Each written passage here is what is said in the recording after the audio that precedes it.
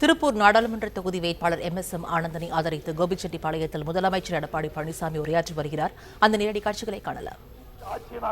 மக்களுக்கு கொடுத்துட்டு இருக்கிறோம். இன்னைக்கு ஒரு 5-6 திட்டம் தான் மிக முக்கியமான திட்டம்.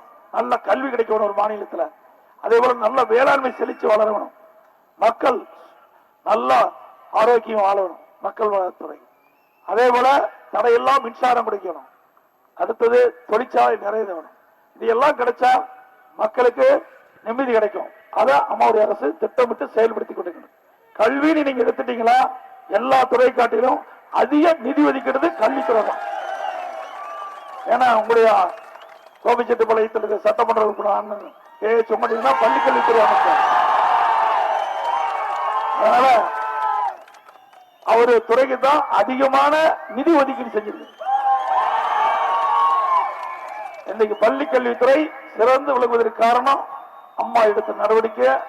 இன்றைக்கு அம்மாவுடைய அரசு எடுத்த நடவடிக்கையின் காரணமாக நிறைய பள்ளிகளை திறந்திருக்கிறோம். ஆரம்ப பள்ளி, நடுநிலைப்பள்ளி, உயர்நிலைப்பள்ளி, அப்புறம் மேல்நிலைப்பள்ளி, அப்புறம் கல்லூரி, நிறைய கொடுத்தது நிலவு படிப்போர் எண்ணிக்கை உயர்ந்திருக்குது. நான் வரும்போது சொன்னார் என்ன 99.6%, 100க்கு 99.6% படிக்கிறாங்க. அதான் இந்தியாவிலேயே கற்போருடைய எண்ணிக்கை தமிழ்நாடு தான் முதலிடம் வகிக்குது. ஆனா ஸ்டாலின் அவருடைய ஆட்சியில் செஞ்சாங்களா? இல்லையே. அது மட்டும் இல்ல, அதே போல தடையெல்லாம் மின்சாரம் கொடுக்கிறோம். 2006 இருந்து 2011 வரைக்கும் கடுமையான மின்வெட்டு. எப்ப கரண்ட் வரும், எப்ப கரண்ட் போகுதுன்னு தெரியாது.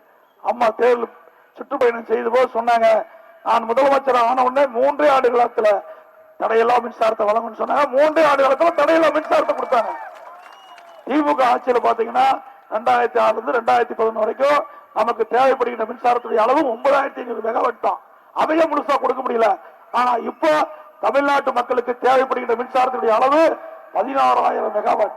16,000 மெகாவாட் இருந்தா தான் தடையெல்லாம் மின்சாரம் கொடுக்க முடியும். எங்களுடைய அரசு கூடுதலா 6,500 மெகாவாட் மின்சாரத்தை உற்பத்தி செஞ்சு மக்களுக்கு மின்வெட்டு இல்லாத தடையெல்லாம் மின்சாரம் கொடுக்கின்ற அரசு எங்களுடைய அரசு.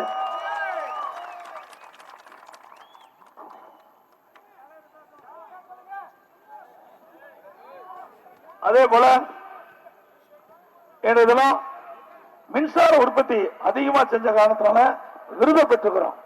அதனால மத்திய அரசுடைய விருதையும் பெற்றுக்கிறோம். அதாவது வேளாண்மை துறையில உணவு தானிய உற்பத்தியில அதிகமா உற்பத்தி செஞ்சு முதலீடு வச்சு அதுக்கு விருதை பெற்றுக்கிறோம். கிறிஸ்தகரமான விருதை பெற்றுக்கிறோம். அதே மக்கள் நல்வாழ்வுத்துறையில உறுப்பு மாற்று அறுவை செஞ்சு சிறப்பா இன்றைக்கு தமிழ்நாடு மக்கள் நல்வாழ்வுத்துறையில சிறப்பா இருக்குன்னா அதுக்கு விருதை பெற்றுக்கிறோம். இன்னைக்கு பள்ளி கல்வித்துறையில் விருது பெற்றது. இப்படி எல்லா துறை வாரியாக இந்தியாவிலேயே அதிக விருதுகள் பெற்ற மாநிலம் தமிழ்நாடு. அதே போல வேலைவாய்ப்பு உருவாக்குவதற்காக தொழில் முதலீட்டார் மாநாட்டை சென்னையில் நடத்தணும். அந்த தொழில் முதலீட்டார் மாநாட்டில் 3,431 கோடி ரூபாய் தமிழ்நாட்டில் தொழில் செய்வதற்கு பெரிய பெரிய தொழிலதிபர்கள் முன் வந்து இன்னைக்கு 304 புரிந்துணர்வு ஒப்பந்தம் போட்டிருக்காங்க. 304 தொழிற்சாலை வருது. அப்படி 304 தொழிற்சாலை வருகின்ற பொழுது நேரடியா படித்த இளைஞர்களுக்கு வேலை வாய்ப்பு கிடைக்குது. 5 லட்சம் பேருக்கு, மீது 5 லட்சம் பேருக்கு மறைமுகமா வேலை வாய்ப்பு கிடைக்குது. ஆக 10 லட்சம் பேருக்கு வேலை வாய்ப்பு உருவாக்கி தந்த அரசு என்னுடைய அரசு. என்னென்ன வாக்குறுதி கொடுத்தோமோ அதெல்லாம் நிறைவேற்றப்பட்டு வருகிறோம். அதே போல அங்க இருக்கிற ஏரிகள், குளங்கள் எல்லாமே தூர்வாரப்படுது. 3000 ஏரி தூர்வாரியாச்சு இது வரைக்கும். எஞ்சி ஏரிகள் அனைத்தும் தூர்வாரப்படும். குடிமராமத்து திட்டத்தின் மூலமாக விவசாயிகளை அதில் ஈடுபடுத்தி விவசாயிகள் மூலமாக இந்த திட்டத்தை நிறைவேற்றுகின்ற அரசு எங்களுடைய அரசு. அதே பருவ காலங்களில் மழைநீர், பருவ காலங்களில் பெய்கின்ற மழைநீர் ஒரு சொட்டு கூட வீணாகக்கூடாது என்பதற்காக அங்கங்கே தடுப்பணை கட்டுறோம். நதியின் குறுக்கே தடுப்பணை, ஓடையின் குறுக்கே தடுப்பணை கட்டி பருவ காலங்களில் பெய்கின்ற மழைநீரை தேக்கி நிலத்து நீரை உயர்த்தி விவசாயத்துக்கு தேவையான நீரை நாங்கள் கொடுக்கிறோம். அதுக்காக நீர் மேலாண்மை திட்டத்தை உருவாக்கி 1000 கோடி அம்மாவுடைய அரசு ஒதுக்கி பணி துவங்கியாச்சு. அதே போல கோதாவரி காவிரி நதிநீப்பு திட்டம், கோதாவரி காவிரி நதிநீப்பு திட்டத்தை நிறைவேற்றுகின்ற பொழுது நம்முடைய மாநிலம் செழிக்கும், சிறக்கும், விவசாயிகளுக்கு தேவை நீர் முழுவதும் கிடைக்கும். இதெல்லாம் எதற்காக சொல்லி சொன்னா, இன்னைக்கு அரசாங்கம் என்னென்ன செய்யணுமோ அதை உறுப்பியா செஞ்சிட்டு இருக்குது எங்களுடைய அரசாங்கம்.